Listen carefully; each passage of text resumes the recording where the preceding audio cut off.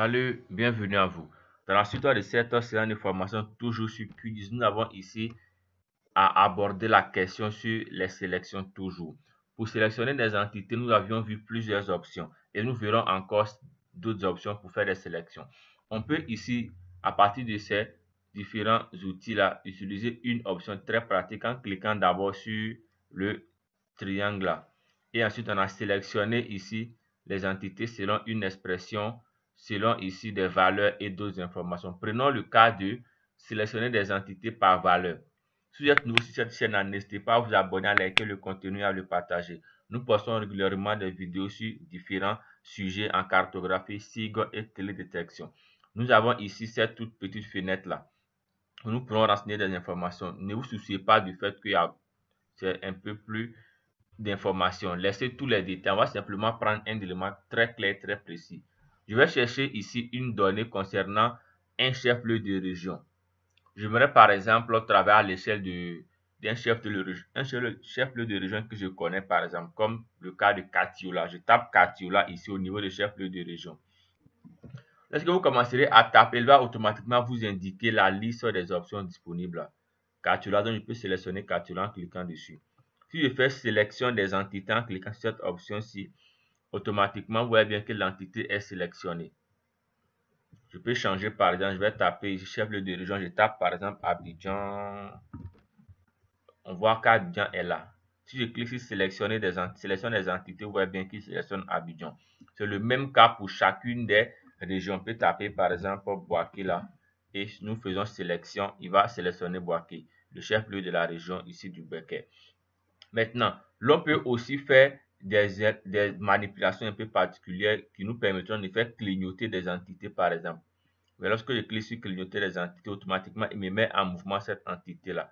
Je vais changer, je vais taper par exemple, je tape Bouna par exemple. Ok, et je clique sur clignoter des entités. Vous allez voir qu'il va faire clignoter Bouna qui est à ce niveau là. Donc ce sont des options aussi pratiques vous permettant d'isoler de façon visuelle des données. Maintenant, prenons le cas où nous voudrons par exemple extraire une donnée d'une base de données beaucoup plus large. Je travaille à l'échelle de quelques communes, de quelques districts ou quelques régions. Donc, j'utilise la méthode de sélection qui me convient. Je peux par exemple faire un clic gauche, contrôle clic gauche, je sélectionne ici. Ou bien je fais un clic gauche sur l'entité sur laquelle je travaille autant pour moi. Je sélectionne cette donnée-là. Maintenant, lorsque cette donnée est sélectionnée pour l'extraire de cette base de données, vous viendrez faire un clic droit sur votre donnée ici, admin, vous faites un clic droit. Ensuite, vous avez une option qui est appelée exporter. Ensuite, sauvegarder les entités sous. Donc, exporter, sauvegarder les entités sous, vous cliquez dessus. Vous avez la possibilité de changer le format ici de votre fichier. Par défaut, laissez soit en src file, soit en GeoPackage. Si cela est fait, selon aussi d'autres types d'études, on a aussi d'autres types de fichiers qui sont là, tels que ici les fichiers QLite, SQLite pour dire aussi des fichiers de type GeoRSS. Voilà, donc on a plusieurs types de fichiers, des fichiers au format CSV et autres. Je conserve le fichier au format src file. Je clique sur le bouton parcourir là. Ne tapez pas le nom ici, sinon il ne va pas marcher. Donc vous viendrez taper le nom à ce niveau là. Va désigner le dossier de sélection plus le nom de la couche. Je vais ici aller rechercher. Je vais l'appeler par exemple extraction 1 et je fais enregistrer. Ceci étant fait, je dois désigner ici la projection de la donnée. Ici, nous cliquons soit sur le bouton-ci pour rechercher la projection si on l'a une fois utilisée. Dans le cas contraire, vous cliquez sur le bouton là, vous chercherez l'information sur la projection. Pour davantage d'informations sur la notion de projection, n'hésitez pas à signaler cela dans les commentaires. Vous aurez un fichier qui vous permettra de comprendre les notions avancées de projection cartographique.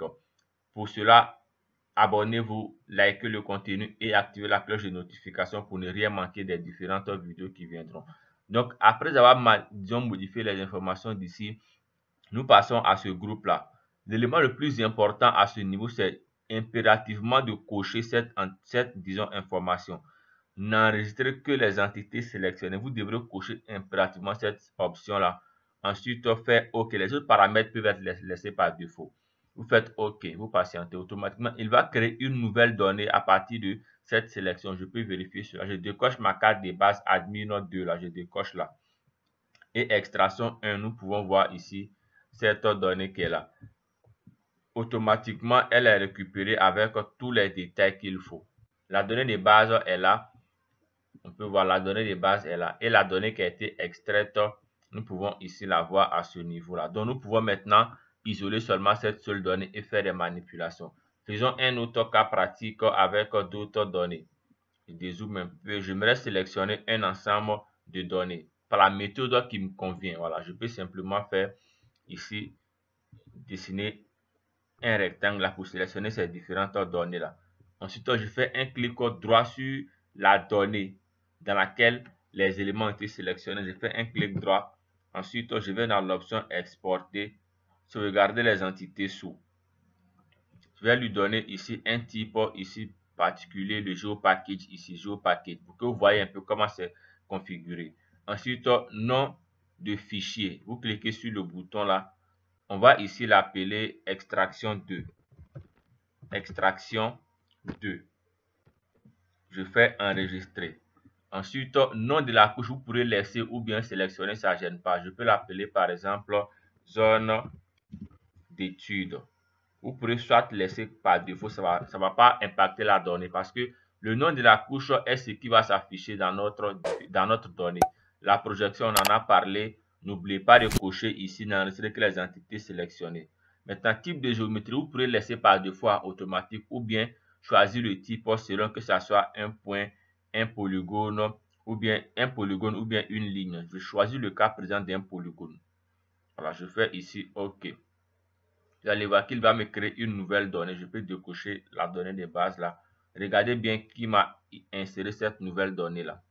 Donc, ce sont les options très intéressantes vous permettant d'isoler une donnée précise afin de pouvoir cartographier l'information qui vous convient. À très bientôt et prenez soin de vous.